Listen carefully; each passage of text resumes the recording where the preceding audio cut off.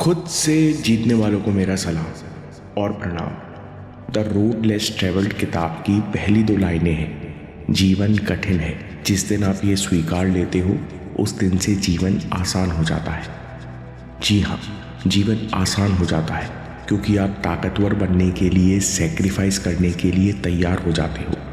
Ronaldo के बचपन में ही ऐसी परिस्थितियां बनी जिससे वे बहुत जल्दी समझ गए कि जीवन कठिन है और सफलता बलिदान मांगती है। रोनाल्डो के पिता युद्ध से लौटने के बाद मानसिक रूप से परेशान थे। उनके पास कोई जॉब नहीं था। उन्होंने सच्चाई को हैंडल करने के लिए शराब का सहारा लिया। माँ 4 बच्चों का खर्चा चलाने के लिए 2-2 जॉब्स करती। घर के नाम पर टीन की छत थी। इसके साथ साथ रोनाल्डो बचपन से कमज़ोर था।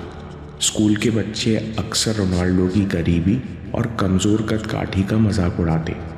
रोनाल्डो के गॉडफादर कहते हैं कि वो आम बच्चों जैसा ही था, उसमें कोई खास विशेषता नहीं थी, लेकिन उसके अंदर कुछ करने की अदम्य इच्छा थी। रोनाल्डो के अंदर फुटबॉल का इतना जुनून था, वो प्लास्टिक की बोतल से या मोजे और पन्नी की बॉल बनाकर दिन भर खेलता रहता। स्कूल से वापस आता तो खाना छोड़कर भाग जाता और देर रात तक ऊबड़ खाबड़ गलियों में अकेला ही प्रैक्टिस करता रहता। इसी प्रैक्टिस ने उसकी ड्रिबलिंग और बैलेंस की नींव रखी। रोनाल्डो ने बहुत जल्दी सीख लिया था कि कुछ अच्छा करने के लिए बड़ा त्याग करना पड़ता है। वे कहते हैं कि मेरी माँ 2-2 जगह काम करती, दूर तक पैदल चलती और रात में भूखी सो जाती ताकि मैं फुटबॉल खेल सकूं। पैसे की कमी के बावजूद उन्होंने मुझे बाहर भेजने का फैसला किया। दोस्तों, आज सुख सुविधाओं और टेक्नोलॉजी के बीच में हमें ये लगता है कि ज़िंदगी आसान होनी चाहिए, इसलिए जब भी तकलीफ़ होती है तो हम अपना रास्ता बदलने लगते हैं या शिकायत करते हैं, क्योंकि हम भूल चुके हैं कि संघर्ष जीवन का सच है। हम आज ये भूल गए हैं कि हर अच्छी चीज़, हर अच्छी आदत के लिए कीमत चुकानी पड़ती है। अगर कुछ आसानी से मिल भी जाए तो वो एक अपवाद यानी एक्सेप्शन है। इसलिए जिस दिन से आप ये स्वीकार लोगे कि लाइफ इज़ डिफ़िकल्ट, जीवन आसान होने के लिए नहीं बना, उसी दिन से मुश्किलें आपको विचलित नहीं कर पाएंगी, क्योंकि आपको समझ आ जाएगा कि कंबल की गर्मी में रहकर मैं गोल पूरे नहीं कर सकता। रोनाल्डो लिस्बन पहुंचे और यहाँ सैक्रिफाइस का नया अध्याय शुरू होने वाला था। देश की राजधानी लिस्बन में सबसे अच्छी फुटबॉल कोचिंग और बेहतरीन स्कूल्स थे, लेकिन 11 साल के रोनाल्डो के लिए ये जीवन का सबसे कठिन समय था। कारण अकेलापन और प्रेशर। अकेलापन इसलिए क्योंकि मदीरा और लिस्बन में भाषा बोलने के तरीके में यानी प्रोनंसिएशन में अंतर है।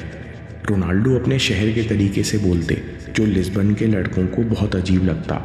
वे रोनाल्डो का मजाक उड़ाते और कई अजीब नामों से चढ़ाते। परिवार से दूर 11 साल के रोनाल्डो अकेला महसूस करते और हर रात रोते हुए सोते। दूसरी तरफ लिस्बन स्पोर्टिंग क्लब का माहौल बेहद कॉम्पिटिटिव था।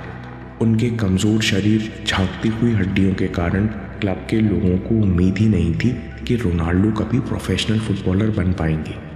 हालात इतने मुश्किल हुए कि क्लब ने उन्हें 3-4 दिन के लिए घर वापस भेज दिया। इन 3-4 दिनों में रोनाल्डो ने न जाने क्या सोचा, पर जब वे वापस आए तो उनके सर पर अलग जुनून सवार था। रोनाल्डो पहले से ही मेहनत कर रहे थे, लेकिन लौटने के बाद वो ट्रेनिंग के अलावा घंटों प्रैक्टिस करते, अपनी कमज़ोरियों पर काम करते। रात में जब बाकी खिलाड़ी आराम कर रहे होते, तब रोनाल्डो अपने दोस्त मिगेल पैक्साओ के साथ रात में छिपकर जिम जाते। वहाँ वे 2 घंटे एक्स्ट्रा ट्रेनिंग करते।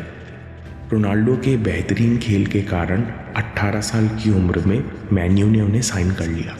क्रिटिक्स का कहना था कि ये छोटी उम्र का लड़का इतने बड़े क्लब का प्रेशर नहीं झेल पाएगा, पर वो ये नहीं जानते थे कि रोनाल्डो को अब तक समझ आ चुका था, दुनिया का सर्वश्रेष्ठ फुटबॉलर बनने के लिए उन्हें मेंटली, फिजिकली और इमोशनली बेहतर होते जाना है।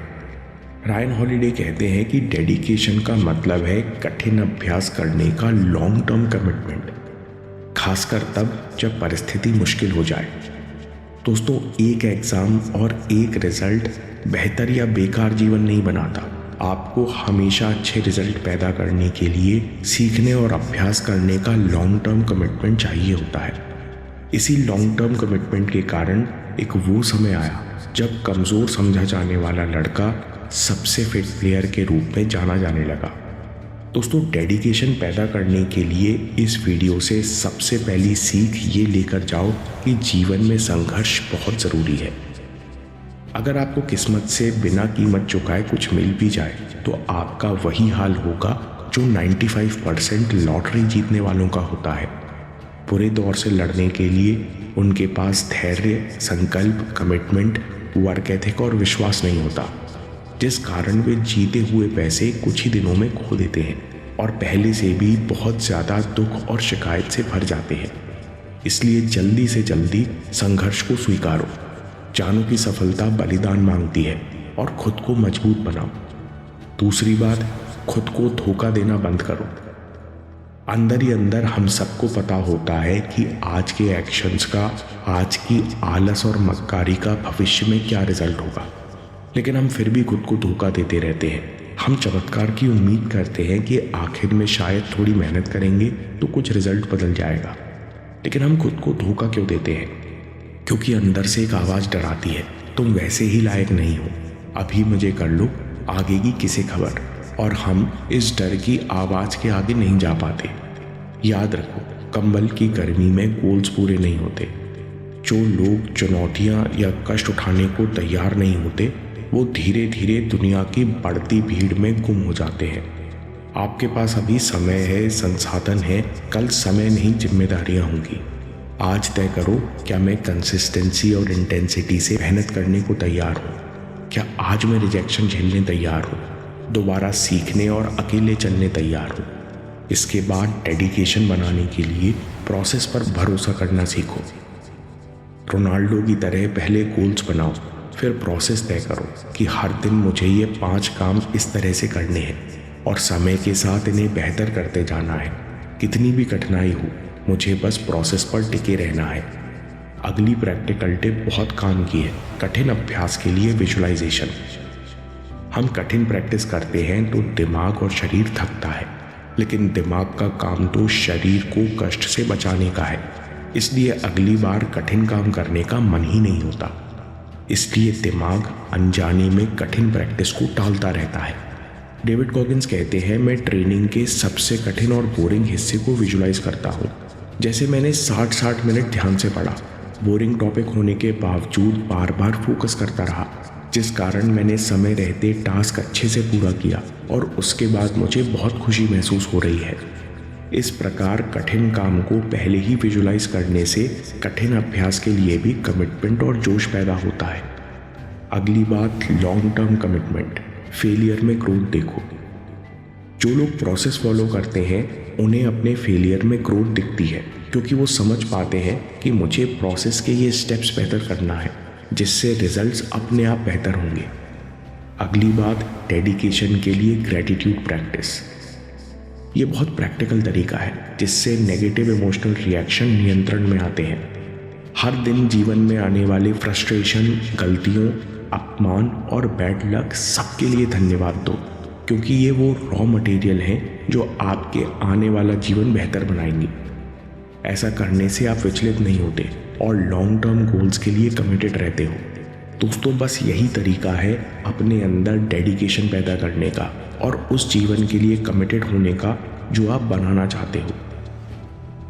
दोस्तों, अभी हाल ही में मैंने क्विट पॉर्न इजीली नामक किताब पढ़ी। इस किताब में बताया गया कि हम विल पावर की कमी के कारण नहीं या शरीर की इच्छा के कारण नहीं, बल्कि गलत बिलीफ सिस्टम के कारण पॉर्न नहीं छोड़ पाते। अगली वीडियो से आपको बहुत कुछ सीखने मिलेगा, इसे ज़रूर देखिए। मैं काम के किस्से लाता रहूँगा। हिम्मत, हरकत, होशियारी, हम जीतेंगे।